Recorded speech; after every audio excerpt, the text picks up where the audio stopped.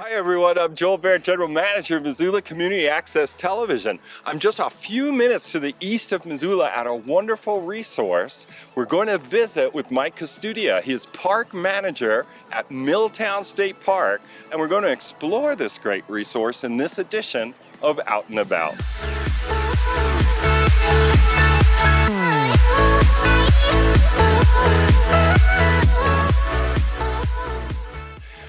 Mike, thanks so much for being on the show. Yeah, thanks for coming out. I understand this area had a really involved history as it came to be out of what was the removal of the Milltown Dam, right? Right. So Milltown State Park is also a Superfund site, part of the Milltown Reservoir Sediment Superfund site that was listed back in the early 80s. In 1983 as the first Superfund site. Wow. And the reason it got so super fundy, was it because of mining to the east of us? So yeah, what happened is a dam was built here in 1908 by William A. Clark, who was one of the Copper Kings. If you know anything about Montana history, right. A very prominent figure in our state history.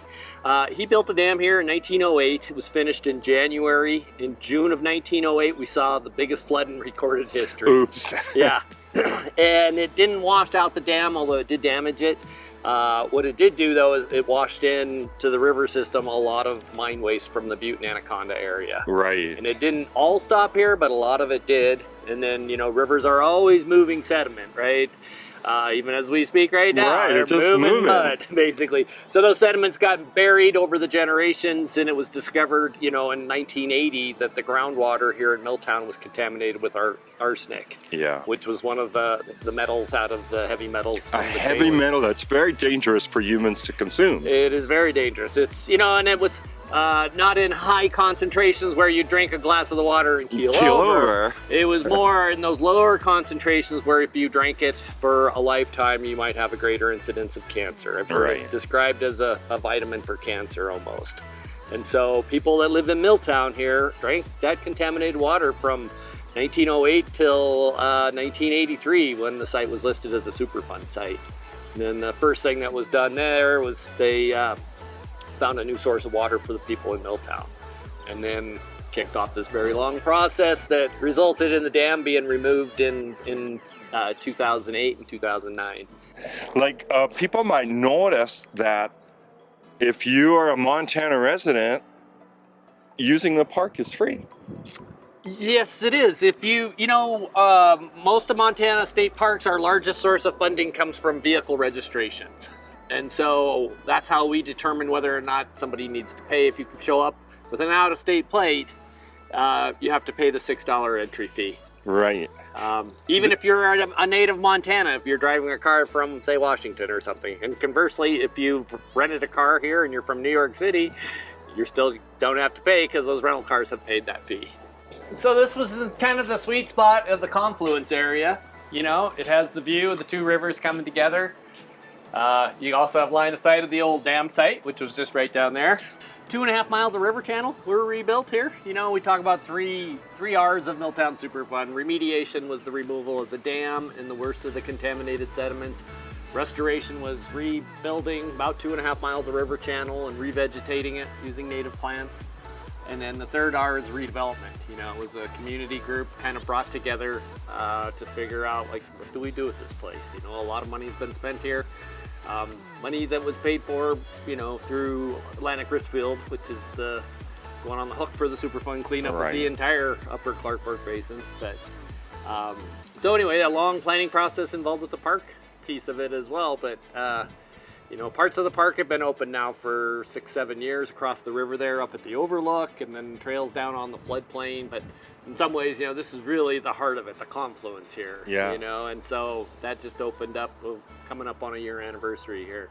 We're looking at the Overlook from the north side. Word out is just that this is a place to get to the river. You saw that issue with the tubers on Tamarack. Sure. You know, that's really caused some neighborhood problems, and it's been a bit of an issue for many years. And so you noted we had a parking lot that's got about 80 parking spaces. Yeah, lots of places. So it's a big spot, and that was built with the idea of the tube patch in mind. You know, which happens every July and August. Right. Weather hits 90 degrees, water hits 60, 65, and boy, everybody wants to be on the water. And so we've got a parking lot that would accommodate that, and then there's a trail that leads to the water's edge. So there's no boat ramp, but anything that you could hand carry to the water's edge, you can launch here and then flow back into town or down to Sharon, which is the next stop, basically a couple miles downriver.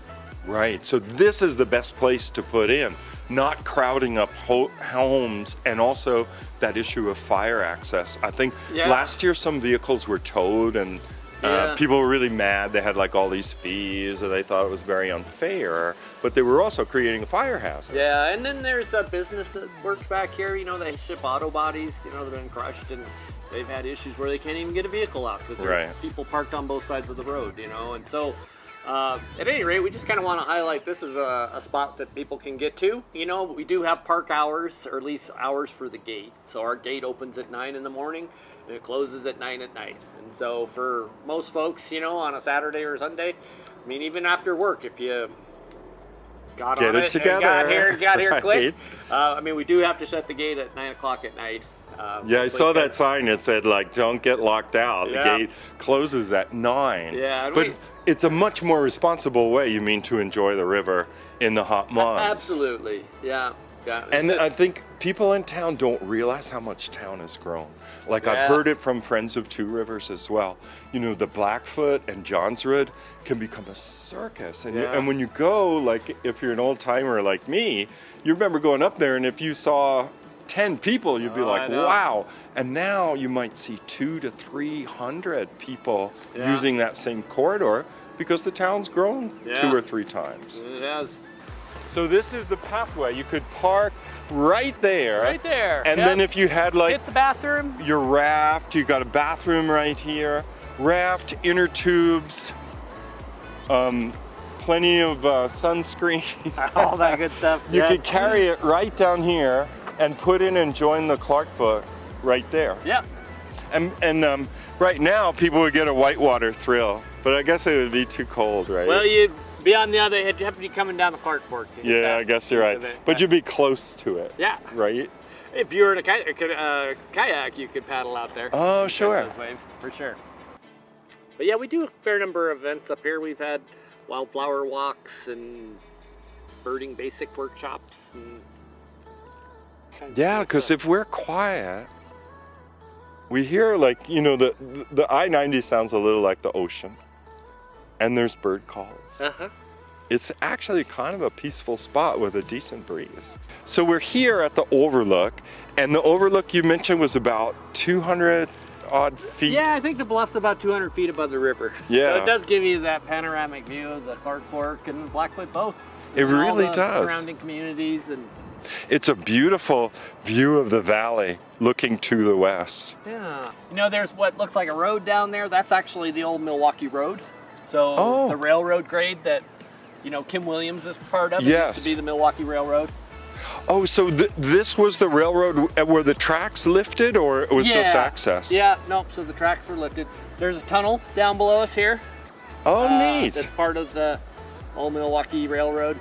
Can people then walk or bike this distance? Does it go very far to the east? So you have to, there's a trail right up here that'll get you down there. We're working on a project now that would develop a small trailhead out on Batman Flats, right opposite the shooting range here. Right. And then there'd be a trail across the flats, and then the tunnel itself, we want to get that repaired. It's, you know, it hasn't been maintained in probably 40 years. So it's dangerous for people to go into the tunnel. So it's gated on both ends. Right. And trying to keep people out of there for now. They can always go to the Hiawatha Trail, right? Yeah. But hopefully within a year or so, we're looking at trying to get that fixed, because then you have connections from town basically all the way out to the floodplain, and maybe one day even a pedestrian bridge across to get over to the Confluence area. And so that paved trail there, you know, as I mentioned, will continue on up to that far pedestrian bridge. Right, so that would connect it to the roadway that would enter into Bonner Milltown and that Kettle House Amphitheater. Yeah, opposite side of the river from the park. Yeah. Well, Mike, thank you so much for taking the time to show us Milltown State Park today. Yeah, thank you for coming out, and hope to see a lot of folks come out this summer. And thank you for watching this edition of Out and About. If you know of a place you'd like us to profile on the channel, let us know at MCAT 542-6228. For MCAT, I'm Joel Baird. We'll see you next time.